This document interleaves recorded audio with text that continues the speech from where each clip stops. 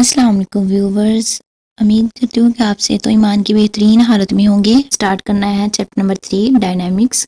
उसमें हम स्टडी करेंगे फोर्स, इनर्शिया एंड मोमेंटम। ये देखते हैं डायनामिक्स हमारे पास क्या होता है। The branch of mechanics that deal with the study of motion of an object and the cause of its motion is known as dynamics. हम बात करते हैं फोर्स क्या होता है। पुश और pull an object that produce acceleration in the body on which it act. किसी body में हम फोर्स एक्ट करें तो बॉडी की डायरेक्शन चेंज हो जाती है। जैसे कि एक बैट्समैन है, बॉल को हिट करता है, उसकी डायरेक्शन पहले होती है टूवर्ड्स बैट्समैन, लेकिन जब बैट्समैन हिट किया तो उसकी डायरेक्शन अवे फ्रॉम बैट्समैन होगी। यानी कि हमने फोर्स है किसी बॉडी में फोर्स एक्ट की है तो उसकी डायरेक्शन चेंज हो गई है। लेकिन ये हर दफ़ा ऐसा नहीं होता कि हम किसी बॉडी में फोर्स एक्ट करें और बॉडी की डायरेक्शन चेंज हो जाए।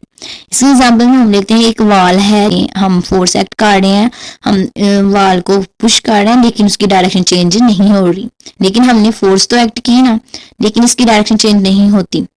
हमारे पास फोर्स जो है वो वेक्टर क्वांटिटी है, इसका यूनिट है न्यूटन। चलिए देखते हैं। A force move or tend to move stops or tend to stop the motion of a body. The force can also change the direction of motion of a body. We can open a door either by pushing or pulling it. जैसे कि मैंने पहले भी बताया है कि अगर हम किसी बॉडी में फोर्स एक्ट करें तो उसकी डायरेक्शन चेंज हो। जब हम किसी डोर को पुश करते हैं तो उसकी डायरेक्शन चेंज हो जाती है और डोर ओपन हो जाता है। ठीक है, It is a vector quantity. ऐसे unit force is Newton. Mathematical term है हमारे पास F is equal to ma. Force का ऐसे यूनिट क्या है न्यूटन, मास का क्या है किलोग्राम और एक्सेलरेशन का क्या है मीटर पर स्क्वायर। एग्जांपल एक देखते हैं। Force of 250 Newton act on an object with the mass of 25 kg. What is the acceleration produced. Acceleration हमें फाइंड करने के लिए कहा है और मास भी गिवन है, फोर्स भी गिवन है। मैथमेटिकल टर्म यूज करेंगे फोर्स की, F is equal to ma। इधर से हम एक्सेलरेशन को निकालेंगे जैसे कि हमें गिवन है acceleration is equal to force over mass. Force हमारे पास गिवन है 250 न्यूटन एंड मास हमारे पास गिवन है 25 kg। इससे हम एक्सेलरेशन को फाइंड कर सकते हैं। एक्सेलरेशन क्या है हमारे पास 10 मीटर पर स्क्वायर। अब हम देखते हैं इनर्शिया क्या है। अगर हम किसी बॉल को थ्रो करते हैं तो सीधे पाथ में ही मूव करती रहेगी जब तक हम कोई एक्सटर्नल फोर्स अप्लाई ना करें। ये हमारे पास इनर्शिया है। अगर एक चीज रेस्ट में है तो रेस्ट में ही रहेगी जब तक हम कोई उस पे एक्सटर्नल फोर्स अप्लाई नहीं करेंगे। या तो कोई बॉडी मूव कर रही है तो वो मूव ही करती रहेगी जब तक हम कोई एक्सटर्नल फोर्स अप्लाई ना करें। ग्लेलियो एक साइंटिस्ट था जिसने ऑब्जर्व किया कि एक लाइटर मैस यानी कि हल्के वजन वाली अशिया को रोकना या फोर्स लगाना इजी है बजाय हैवियर मैस के। हम एग्जांपल देखते हैं कि एक बड़ी गाड़ी है, जैसे हमारे पास पुश करना हो किसी बड़ी गाड़ी को तो हमें ज्यादा फोर्स रिक्वायर्ड है एज कम्पेयर टू हमारे पास अगर कोई छोटी गाड़ी हो या कोई बाइसाइकिल वगैरह हो तो उस पर हमने अगर कोई फोर्स एक्ट करनी है तो वो लाइटर फोर्स होगी। लेकिन अगर बड़ी गाड़ी को हम पुश करेंगे तो हमारे पास जो रिक्वायर्ड फोर्स है वो ज्यादा होगी। न्यूटन ने ये रिजल्ट निकाला कि हर कोई बॉडी जो रेस्ट में है या फिर यूनिफॉर्म मोशन परफॉर्म कर रही है वो अपनी हालत के खिलाफ रेजिस्ट करती है या मुजाहमत करती है। अब न्यूटन ने इनर्शिया को मास से रिलेट किया। अगर किसी बॉडी का मास ग्रेटर होगा तो उसका इनर्शिया भी ग्रेटर होगा। क्या देखते हैं, inertia of a body is its property due to which it resist any change in its state of rest or motion. Galileo observed that it is easy to move or to stop lighter object than heavier one. Heavier objects are difficult to move or if moving then difficult to stop. Newton concluded that every body resists to the change in its state of rest or of uniform motion in a straight line. He called this property of matter as inertia.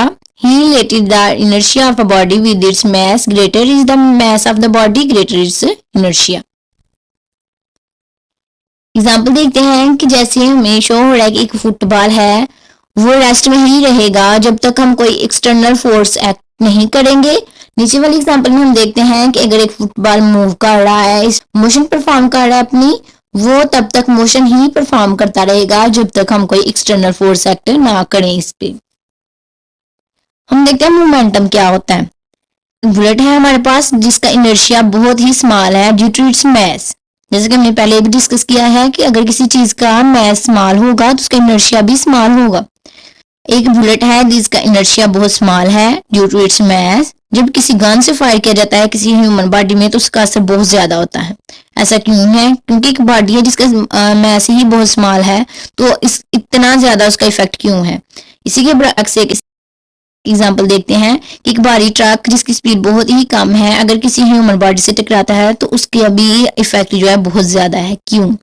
इन्हीं term को, इसी situation को study करने के लिए हमारे पास एक term use होती है जिसे हम मोमेंटम कहते हैं। The product of mass and velocity of body और ऑब्जेक्ट इज कॉल्ड मोमेंटम। इन एग्जांपल्स को हमने कंपेयर किया तो मोमेंटम क्या होता है हमारे पास? Product of mass and velocity of a body और ऑब्जेक्ट इज कॉल्ड मोमेंटम। जैसे कि पहली एग्जांपल में जब हमने बुलेट की एग्जांपल ली है तो उसका मास बहुत स्मॉल है लेकिन उसकी स्पीड बहुत ज्यादा है, और नीचे वाली एग्जांपल में अगर देखते हैं तो उसका मास ज्यादा है उसकी स्पीड बहुत कम है, और इन स्पीड और मास के प्रोडक्ट को ही हम मोमेंटम कहते हैं। चलिए स्टडी करते हैं। Momentum of a body is a quantity as motion it possesses due to its mass and velocity. The momentum p of a body is given by the product of its mass m and velocity v. Thus, mathematical expression क्या होगा? p is equal to mv. Momentum is a vector quantity और इसका unit क्या है? Kilogram metre पर second. Concept basic question है, why dust fly off when a hanging carpet is beaten with a stick? Dust particle क्यों उड़ते हैं जब हम किसी हैंगिंग कारपेट को बीट करते हैं किसी स्टिक के साथ? इसकी एक्सप्लेनेशन देखते हैं। When we beat a hanging carpet with a stick, जब हम किसी भी हैंगिंग कारपेट को बीट करते हैं किसी स्टिक के साथ उसमें जो डस्ट पार्टिकल्स हैं वो रेस्ट में रहते हैं ड्यू टू इनर्शिया, और वो रेस्ट में ही रहेंगे जब तक हम एक्सटर्नल फोर्स एक्ट नहीं करेंगे। जब हम किसी कारपेट को बीट करते हैं स्टिक के साथ तो उसके जो डस्ट पार्टिकल हैं वो रेस्ट में होते हैं, और जो कारपेट था बीट करने की वजह से मोशन में आ गया, और इसलिए हमारे पास जो डस्ट पार्टिकल्स होते हैं कारपेट में से फ्लाई ऑफ करते हैं। That's why the dust fly of when a hanging carpet is beaten with a stick. Hope so आज का लेक्चर आपको अच्छे से समझ आ गया होगा। अगर कोई कंफ्यूजन हो तो आप कमेंट सेक्शन में पूछ सकते हैं। ओके, टेक केयर, अल्लाह हाफिज।